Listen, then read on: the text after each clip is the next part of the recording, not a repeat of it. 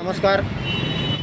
आज आम्ही श्रीराम सेना हिंदुस्थान आणि समस्त जनतेच्या वतीने आज या ठिकाणी मान्य DC सरांच्या माध्यमातून central home minister, state home minister आणि पोलीस कमिशनर DC या सर्वांना आम्ही या ठिकाणी आज निवेदन देण्यासाठी आलो आहे. आता तुम्ही पाहत असाल की बेळगाव शहरामध्ये इलिगल जे काही धाबे आहेत किंवा हॉटेल्स आहेत, या हॉटेल्स मोठमोठ्या नेत्यांचे पण हॉटेल्स आहेत, त्या ठिकाणी पोलीस प्रशासन पण जाऊ शकत नाही आणि कार्यकर्ते पण त्या ठिकाणी जाऊ शकत नाहीत. अशा ठिकाणी शनिवारी रात्रभर त्या ठिकाणी वाईट संगती किंवा वाईट काम त्या ठिकाणी चालू आहे. ह्याच्यामध्ये आपल्या परिसरातील लहान लहान मुलं मुली या ठिकाणी सफर होत आहेत आणि काही कुटुंब उद्ध्वस्त होत आहेत. हे त्वरित बंद झालं पाहिजे. माझी त्या मोठमोठ्या नेत्यांना माझी विनंती आहे, कदाचित येणाऱ्या भविष्यामध्ये तुमची देखील मुलं किंवा तुमची नातवं त्या ठिकाणी जर बाद झाली, त्यावेळेला तुम्हाला त्याचं विचार त्या ठिकाणी तुम्हाला त्याचा अनुभव समजेल असं मला सांगावंसं वाटतं.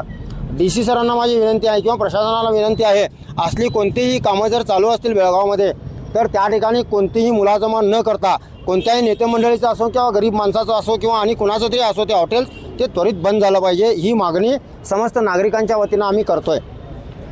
मे महिन्यापासून आपल्या बेळगाव शहरामध्ये परिसरामध्ये हे जे अश्लील प्रकार वाढलेले आहेत, त्या लहान लहान मुलींना, त्या बिचाऱ्या मुलींना आपल्या भविष्याचं किंवा दुसरे विचार त्यांना किंवा त्या अज्ञान मुलींना काही लोक फसवण्याचं काम करून त्या मुलींना अज्ञात स्थळी घेऊन जाऊन त्या ठिकाणी त्या मुलींना बाद करायचं काम करतायत.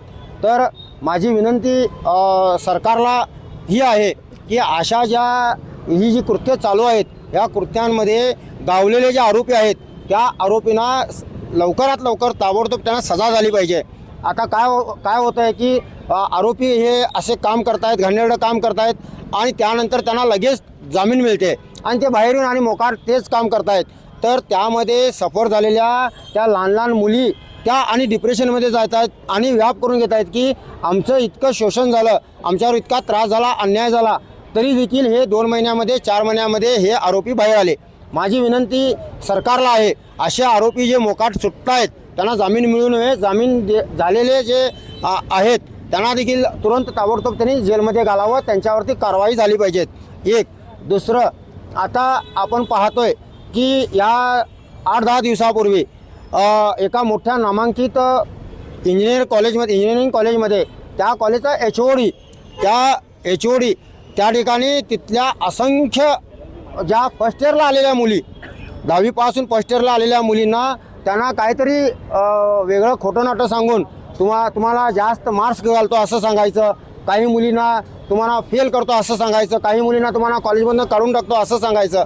हे सांगून त्या मुलींचं शोषण केलं गेलेलं आहे.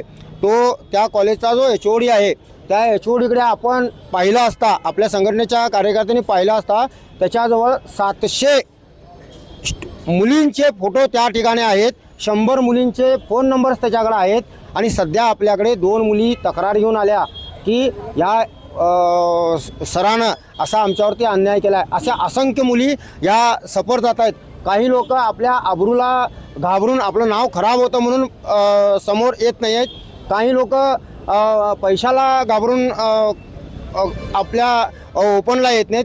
काही लोक, काही अधिकारी मदत करत नाहीत, ह्यासाठी काही लोक समोर येत नाहीत. मी त्या सर्व लोकांना किंवा त्या सर्व नागरिकांना मी एक आव्हान करू इच्छितो माझ्या संघटनेच्या माध्यमातून, समस्त बेळगावकरांच्या माध्यमातून, असं कुठंही त्रास झाला 24 तास ही आपली संघटना, ही संघटना तुमची आहे, तुमच्याबरोबर असणार आहे.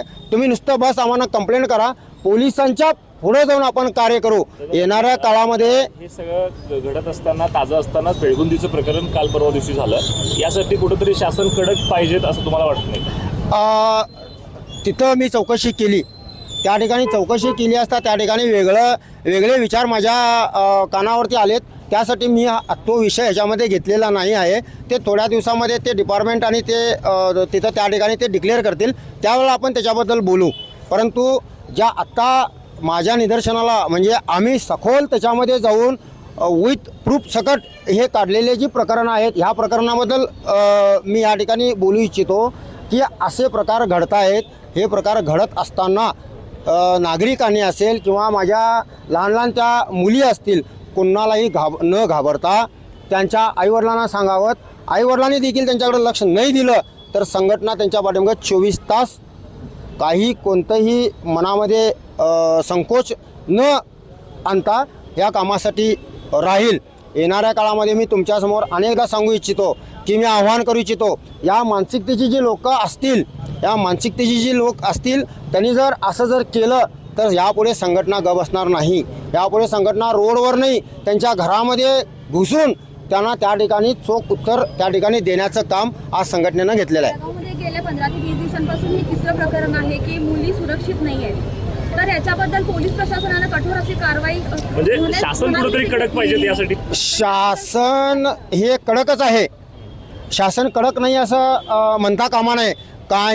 कदाचित काही जे अधिकारी आहेत, 10 उरला नाही असं वाटतं. अधिकारी आहेत ह्याच्यामध्ये लेनदेन करतायत.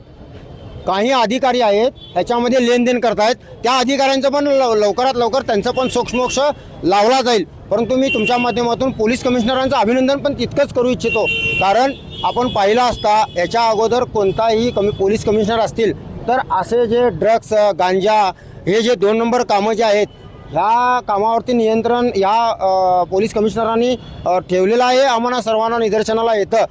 तुमच्या माध्यमातून पालकांना पण माझी एक विनंती आहे की जांबुटीसारख्या क्षेत्रामध्ये माझ्याकडे व्हिडिओ आहेत, मी असंच बोलत नाही, जे काही बोललो हे संपूर्ण माझ्याकडं एव्हिडन्स आहे. हे कुणीही मागितलं असेल तर मी त्यांना दाखवू शकेन. ज्या जांबुटीसारख्या भागामध्ये 4 आपल्या सुशिक्षित फर्स्ट इयर सेकंड इयरच्या मुली जातात आणि त्या ठिकाणी दारू पिऊन त्या ठिकाणी पडतात. म्हणजे आईवडिलांचं पण काहीतरी कर्तव्य आहे की आपली मुलं घरातून बाहेर जाताना ती व्यवस्थित जात आहेत की नाही, कुणाकडनं जात आहेत, कुठं जात आहेत, ह्याचं देखील चौकशी आपल्या आईवडिलांनी करावी असं तुमच्या माध्यमातून आम्ही सांगू इच्छितो. फार अत्याचार वाढलेले आहेत मुलींच्यावरती. बेटी बचाव बेटी पढाव असं म्हणतात, पण बेटी बचावसाठी प्रशासन कायदे घेऊन आलंय, पण त्यासाठी अजून थोडे काहीतरी उपाय करून त्यांना वाचवण्यासाठी काहीतरी मार्ग काढले पाहिजेत. फक्त कायदे आणून त्यामध्ये कुणाला तरी एकमध्ये गुन्हा दाखल करून त्यांना केस दाखल करतात, पण जामीन होते किंवा त्यांच्या मोठ्या मोठ्या ओळखी असतात त्याच्यावर त्यांनी सुटून जातात. असं होऊन ते जे गुन्हे करणारे आहेत ते असे मोकाट फिरत आहेत.